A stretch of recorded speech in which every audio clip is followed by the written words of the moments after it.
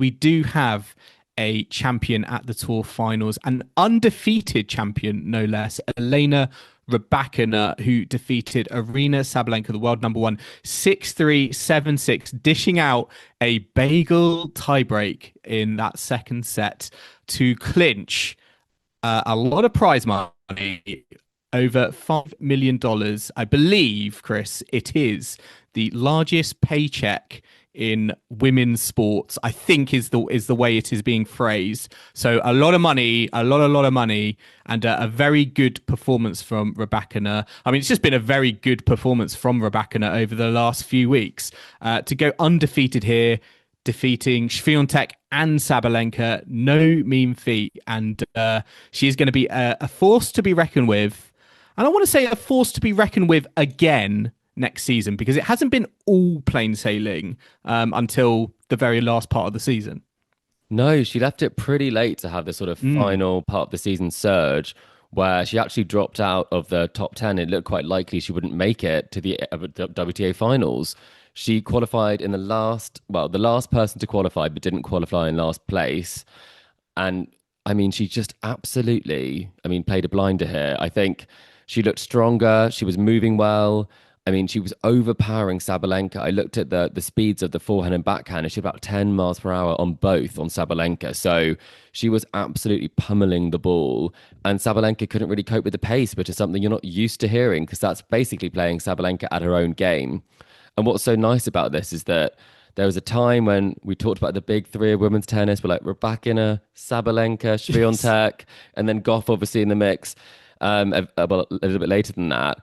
And I just did not think after Wimbledon it would be so long before she won another big title. I thought she might clinch the Australian Open, that really good final against Sabalenka. But she has gone a bit AWOL when it comes to the big tournaments and big matches. So hopefully this signals that she is back, she is healthy, because she's so fun to watch when she's playing this well. Yeah. I mean, it was unbelievable, some of the shots she was hitting. Yeah, I mean, this is her first big title since Rome 2023. And yeah, a masterclass in serving. 13 aces, won 72% of her first serve points, 73% of her second serve points, and saved 5 out of 5 break points. So it was an absolute clinic. I just thought, Chris, it was very ironic that Sabalenka, who has been the absolute queen of tie breaks this season, lost on a tie break, but lost so emphatically on a tie break, not even clinching 1 point. Yeah, it was not her best performance. I think she wasn't as bothered by losing the first set or the fact that it got to a tie break. I think she was so frustrated the fact she didn't turn up in that tie break, completely ran away from her. And I mean, sure, Rybakina served really well in the key moments. One of her best serving displays I think we've had in a while from her. Really high first serve percentage. But Sabalenka was not serving at her best. And that's one of the things that really has got her through key moments in tournaments. Tie breaks this year, as you talked about, she is the queen of the tie breaks. And she wasn't able to perform at all. So she'll be kicking herself, because we have to talk about it and not to go like negative too soon. But Sabalenka made the final of every big event except Wimbledon. She made the semi-final, but she only walked away with one big title. Yeah. I mean, yes, she kept the world number one for the whole year, but if you're thinking about her season and you're thinking about this result, is this a kind of a bad result for her, and what could have been a nice way to finish the year whilst also still feeling like, the WTA is not wide open? Yeah, I thought that's where we were going, because Sabalenka Yeah. also, came through her group undefeated, 3-0, was looking very, very good in the final. Was looking very, very good up to the final. Had a great match with Anisimova in the semis and came through. But I do think she has an issue with these matchups in big finals. We've seen it this year. She's been so close, I think, to having a real statement, season. She's been in the conversation. She's done the journey. She's got to those matches, but she's not been able to kind of get over the finish line. And it does really, I think, raise that problem with Sabalenka, and maybe a reason why you can't necessarily consider her at the moment at the very, very top is her finals record, because she's still really kind of 50-50 overall in her career in finals. 21-19. I saw 4-4 and 5 this year as well. Yeah. Like that's not what we expect, I think, from a world number one. Certainly kind of room for improvement there. But yeah, it does sort of make me feel like yes, she is the de facto number one. And you look at, she's not had that many defeats this season. And from that point of view, yes. But if you look at the matchups that she is getting in those tournaments and the titles that she's coming away with, it's more competitive than you think. It is, and I was going to say 4-5 this year. It's actually not to be negative because obviously she won like some huge tournaments Yeah. this year, but actually that's actually quite below average for the top 10. I mean, Swiatek won 3 titles and lost in 1 final, so 3-1. You have Coco Gauff, who's 2-2.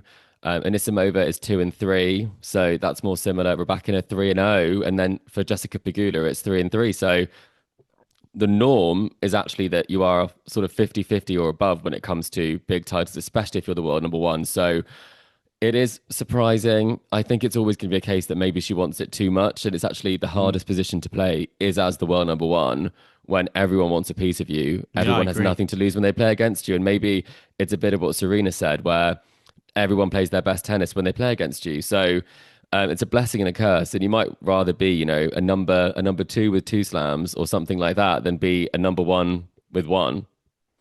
Yeah, I agree, and I think that's what's been interesting a little bit about Rybakina because she's been out of the conversation for a while. Came into the tour finals last minute. I felt like she played with maybe less pressure than someone like Sabalenka maybe was playing with. It felt very kind of free swinging. Very, just playing her game. Weren't any kind of technical issues. She was just able to kind of get on, get on with the job. But, for her next season, I think because she's now sort of, I guess, re-entered herself into that conversation, I think with, the likes of Sabalenka, Swiatek, Coco Gauff at the very, very top, it might be a different kind of formality. It might be a different positioning for her. And it's probably a position that Sabalenka, I think, has had to get used to over this season. And I think, to be honest, is still getting used to it.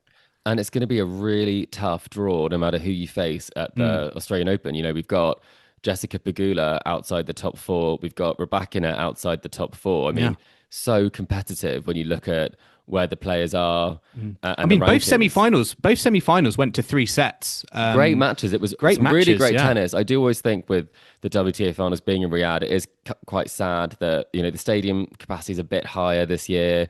It's not a tennis country, and that there were 4,000 capacity. And you look at Athens, which had more people in, and it's a 250. So thank goodness the ladies delivered on the court, because I love watching it this week in terms of the contest. I don't think it was always the cleanest tennis. I think the court surface maybe led to quite a lot of unforced errors, but the competition was so high. And I would say, like, on the Rybakina point, in terms of something we should also signpost here, is that she had a lot to deal with this year. And that definitely was something that came up today, didn't it, Joel? Because Yes. I mean, There was a bit of controversy, wasn't there, in the trophy presentation afterwards, and the because photographs, right? Because she declined a photo with Portia Archer, who is the CEO of the WTA Tour. And this is because of everything that went down when it came to Rybakina's coach being banned, or suspended by the WTA Tour, which was then appealed and lifted.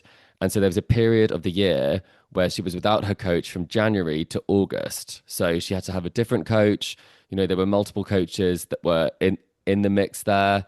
And I think, like, whatever your opinion on that is, Rybakina has always maintained that she did not raise this. She had said he had never been abusive towards her.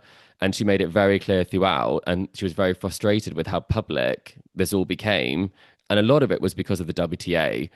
And I think this is where it's so impressive that she's able to pull together a season like this, despite going through huge personal turmoil and also professional turmoil that's aired itself, on the WTA stage that everyone is aware of. And she's still been able to win such a big title at the end of it. Now she's working with her coach again. So I think in terms of the decision to not have the picture, Joel, where do you stand on that? Obviously making a point, But at the same time, I mean, It if you, shows that it's that story that runs deep and is not over.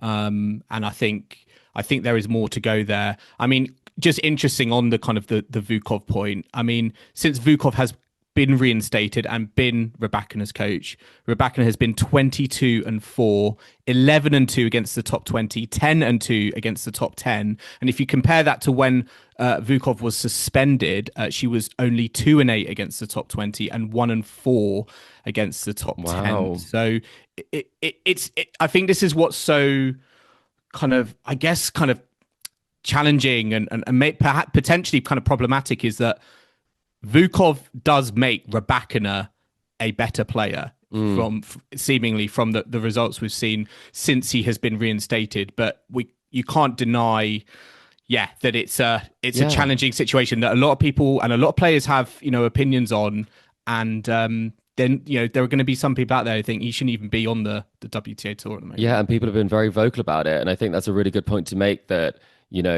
Rybakina is able to make that decision if she would want him as her coach. It doesn't mean that there isn't something going on there that isn't positive or good, but the trade-off might be that someone decides that, you know what, this person gets the best out of me and people don't like his methods, but I want the results. I want to win these big tournaments. And I'm not saying that bad behavior should be tolerated, but it's not as clean and as clear as someone saying ban the coach, because at the same time, then although the player may be in a better place personally, professionally, I mean, clearly her career was not going the way that she wanted to because of the decisions that were made that were outside her control. So, I mean, very interesting that you have those stats for you to hand, because I didn't realize it was that clear cut, that this is how it works for her. So at the end of the day, what's great is that she lets her tennis do the talking. She's back playing the tennis that we know she's capable of, and it feels like she's back on course, and couldn't be more excited for the next year for the WTA.